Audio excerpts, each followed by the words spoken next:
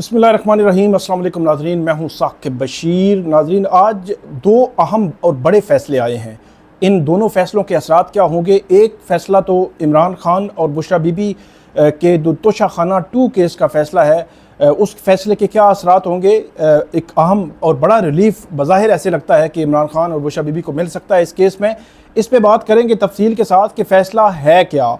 इसके अलावा दूसरा भी फ़ैसला पीटीआई से मुतल्लिक है। पीटीआई के 3 जो उम्मीदवार हैं इस्लामाबाद के, जो ट्रिब्यूनल था इस्लामाबाद का, जस्टिस तारिक महमूद जहांगीरी, 10 जून को इलेक्शन कमीशन ने वो फैसला दिया था कि उसको ट्रिब्यूनल तब्दील कर दिया था। इस्लामाबाद हाई कोर्ट मामला आया तो इस्लामाबाद हाई कोर्ट ने गैर मामूली तौर पर 3 माह मामला अपने पास रखने के बाद इसका फैसला दिया है कि दोबारा इलेक्शन कमीशन जो है वो फैसला करे। ये कलीमुल्लाह से सलीमुल्लाह वाला जो मामला है, ये कितना अजीब क्यों है, इस पे जो है तफसील के साथ बात करेंगे कि इलेक्शन पर जो सीरियस नोयत के सवालात हैं उन सवालात को एड्रेस करने के लिए क्यों कोई तैयार नहीं है, इस पे बात करेंगे। इसके अलावा सुप्रीम कोर्ट ऑफ पाकिस्तान में भी एक केस था जिसमें चीफ जस्टिस काजी फायद ईसा, उन्होंने भी कहा कि फॉर्म 45 और 47 का कोई फ़र्क नहीं होता जब जो है वो खुल जाए, बक्सा जो है वो खुल जाए। वो केस क्या था और क्या वो मामला क्या है, उस पर भी बात करेंगे तफसील के साथ। आप हमारे साथ रहिएगा। हमारा यूट्यूब चैनल सब्सक्राइब कर लें, बेल आइकन का बटन प्रेस कर लें ताकि जब भी हम कोई वीडियो अपलोड करें तो फ़ौरन उसका लिंक आपको मिल जाया करे। शुरू करते हैं हम सबसे पहले ट्रिब्यूनल केस से। ये इस्लामाबाद के 3 हलके हैं जिनमें पीटीआई के 3 उम्मीदवार शुएब शाहीन, आमिर मुग़ल और अली बुखारी, तीनों का ये क्लेम है और फॉर्म 45 वो लिए फिरते हैं 8 फरवरी से कि वो जीते हुए हैं। और तीनों जो MNAs इस वक्त मौजूद हैं, जो मुस्लिम लीग नून के अंजुम अकील खान, तारिक फजल चौधरी और तीसरे MNA, तो तीनों MNAs वो हारे हुए हैं लेकिन उनको फॉर्म 47 से जितवाया गया है। ये सारा केस है। ये मामला शुरू होता है 8 फरवरी के बाद। इलेक्शन ट्रिब्यूनल इस्लामाबाद में जो इलेक्शन कमीशन एक ख़त लिखता है इस्लामाबाद हाई कोर्ट को। Islamabad high court justice Tariq Mahmood Jahangiri पर मुश्तमिल जो ट्रिब्यूनल है वो नामजद करते हैं। इलेक्शन कमीशन उसका नोटिफिकेशन निकालती है।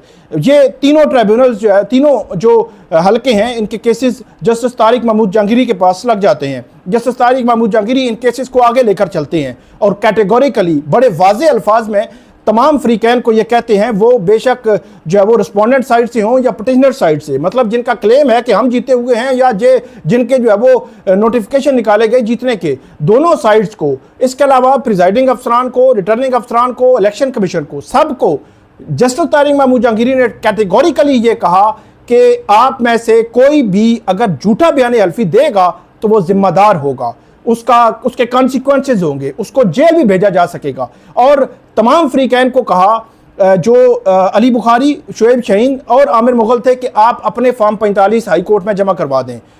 दूसरी साइड तारिक फजल चौधरी और अंजुम अकील खान और तीसरे जो MNA हैं उनको कहा कि आप भी अपने फॉर्म 45 जमा करवा दें। जो रिलेक्टेंट थे, तकरीबन 1-1.5 माह तक फॉर्म जमा ही नहीं करवाए, फिर एक ने जमा करवाए, फिर इलेक्शन कमीशन में मामला जो है वो चैलेंज कर दिया।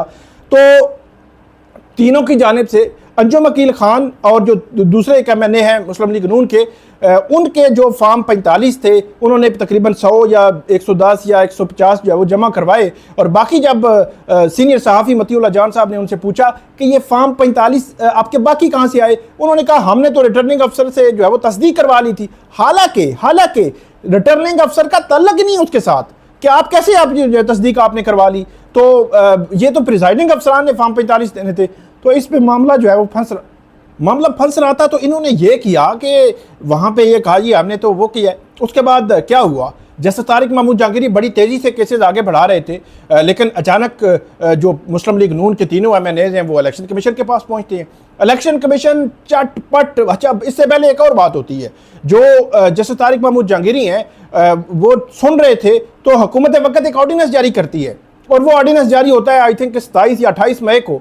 और वो ऑर्डिनेंस ये था कि इलेक्शन कमीशन के पास इख्तियार है कि वो रिटायर्ड ट्रिब्यूनल भी लगा सकता है, वो रिटायर्ड जज को ट्रिब्यूनल लगा सकता है, वो जो है वो किसी भी ट्रिब्यूनल को तब्दील कर सकता है। उस ऑर्डिनेंस का सहारा लेते हुए इलेक्शन कमीशन, जिससे फॉर्म 45 मांगे थे हाई कोर्ट ने और ट्रिब्यूनल था जैसे तारिक महमूद जहांगीरी का, उन्होंने अपने ताई खुद ही जो है वो अपनी काज के खुद ही जज बन गए और इलेक्शन कमीशन ने जनाब वहाँ पे जो है वो मामला शुरू कर दिया और तकरीबन 3 जून को इलेक्शन कमीशन ने यह मामला टेकअप किया और तीनों MNAs की अचानक दरखास्तें गई कि जस्टिस तारिक महमूद जहांगीरी का ट्रिब्यूनल तब्दील करें।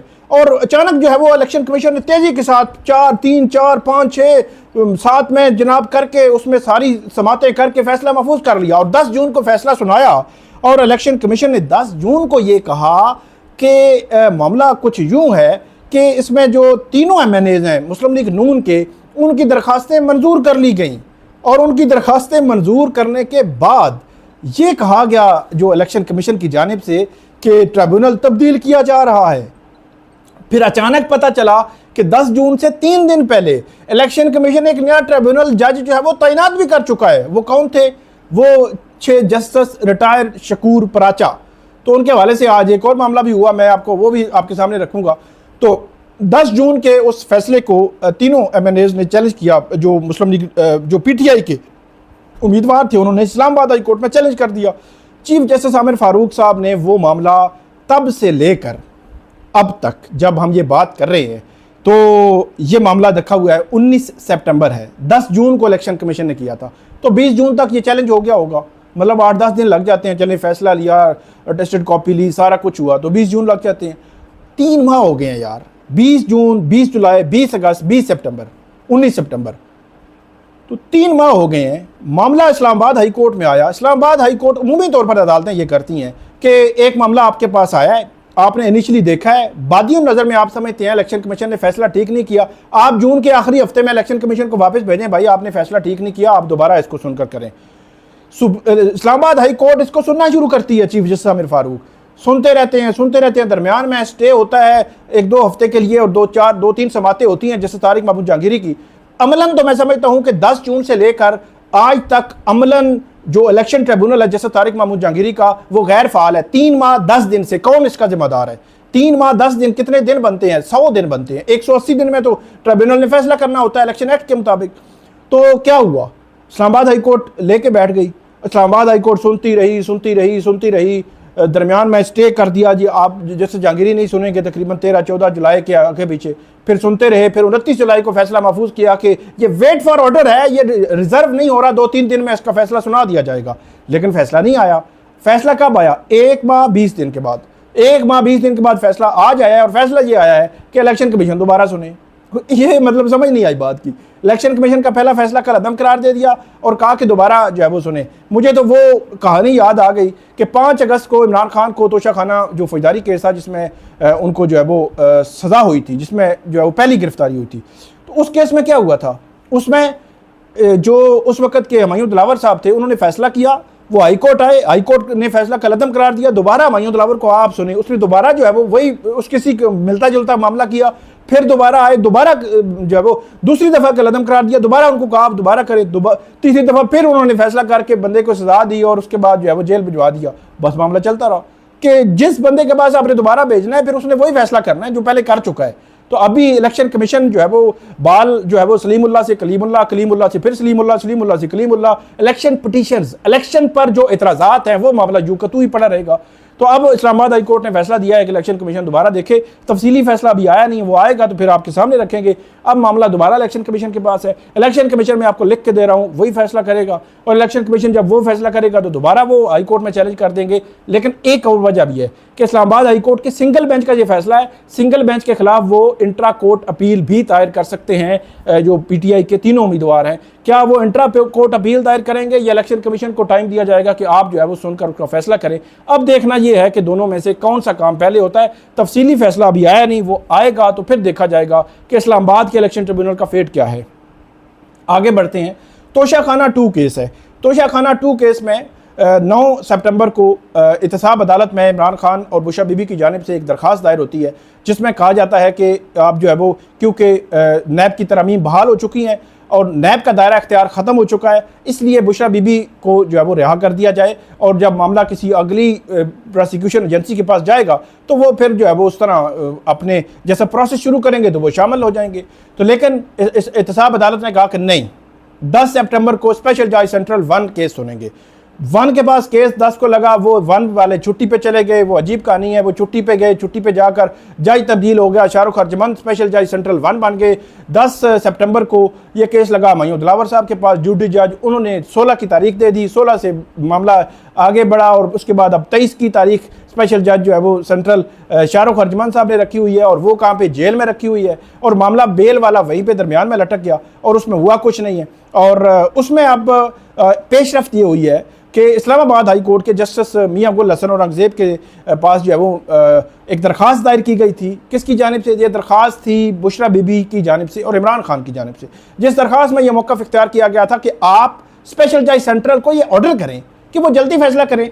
और ये भी उन्होंने अप्रीहेंशन दी थी जो सलमान सफदर साहब हैं कि इससे कबल भी इद्दत वाले केस में वो इस तरह 2.5 माह रखने के बाद जो है वो रिक्यूज़ कर चुके हैं।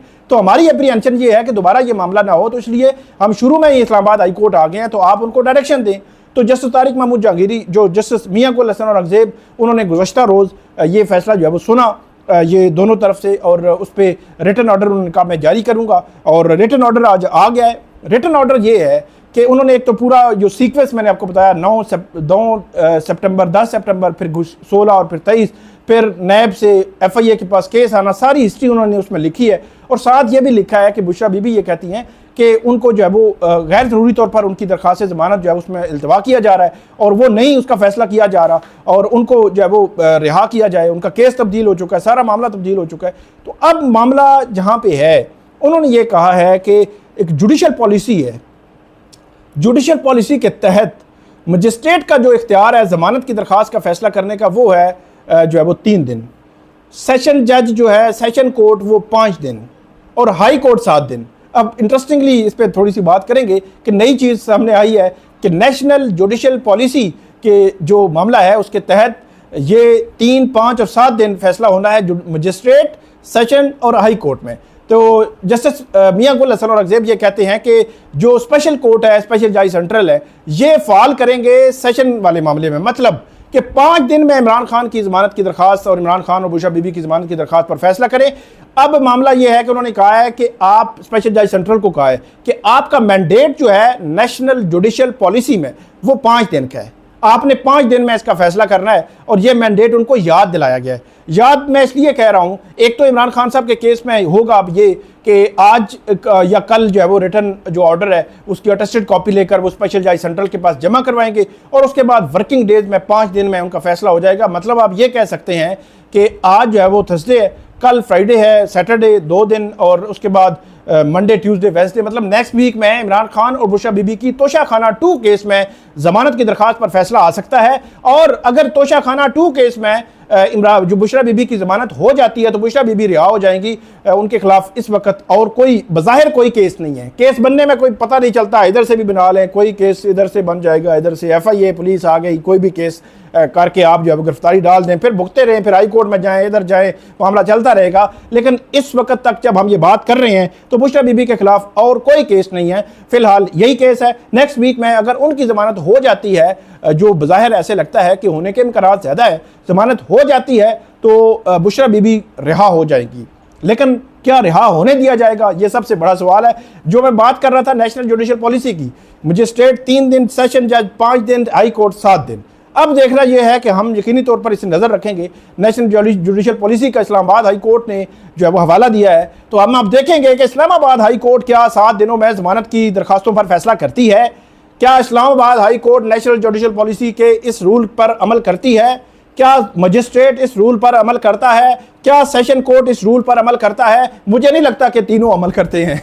तीनों जो है वो बज़ाहिर जो है वो अमल नहीं करते, लेकिन अल्टीमेटली जो पॉलिसी बनाई गई है उस पॉलिसी का भी कोई पर्पज़, कोई मकसद होता है, तो उस पर्पज़ को, मकसद को पूरा होना चाहिए। और जो इस पर अमल, मेरा ये ख्याल है कि इस पर एज इट इज़ अमल होना चाहिए, ये जो है वो लाजिम है। और यकीनी तौर पर जो लोग जेलों में होते हैं या जिनकी ज़मानत कबल अज़ गिरफ्तारी की हो, बाद अज़ गिरफ्तारी की हो, अल्टीमेटली वो हर्ट हो रहे होते हैं, तो उनको इस हवाले से इस पॉलिसी पर अमल होना चाहिए। अब आगे बढ़ते हैं। आज जो थे चीफ जस्टिस काजी फायज़ी साहब, उन्होंने आज एक मैटर था, उसमें जो PTI, जो पीपल्स पार्टी के दरख्वास्त गुजार थे, उनकी दरख्वास्त खारिज की है। लेकिन इसमें इंटरेस्टिंग ये है कि नून लीग के उम्मीदवार को कामयाब करार दिया गया है। इसमें जो रिमार्क्स हैं वो इम्पोर्टेंट है। वो ये कहते हैं कि जो है वो चीफ जस्टिस काजी फाइज ईसा, डब्बे खुलने के बाद फॉर्म 45 हो या 75 हो, इसकी हैसियत नहीं रहती। प्रिजाइडिंग अफसरान ने असर रिकॉर्ड पेश किया। जस्टिस नईम अख्तर अफगान ने ये कहा, और ये कहा अब कापियों पर केस चला रहे हैं आप, और आपके गवाहान पर प्रिजाइडिंग अफसरान, वो डिफरेंट जो है वो कंडीशन थी, लेकिन फॉर्म 45 का जिक्र हुआ। फॉर्म 45 तो प्रिजाइडिंग अफसर भरता है।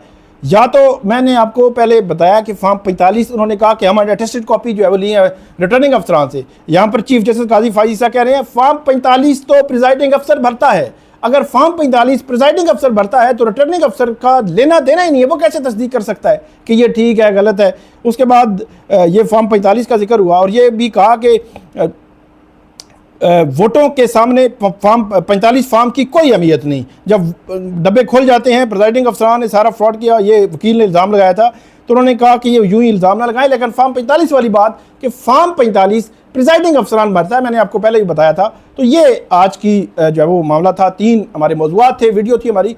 उम्मीद है आपको ये वीडियो पसंद आएगी। इस पर फीडबैक दीजिएगा, कॉमेंट कीजिएगा। बहुत शुक्रिया।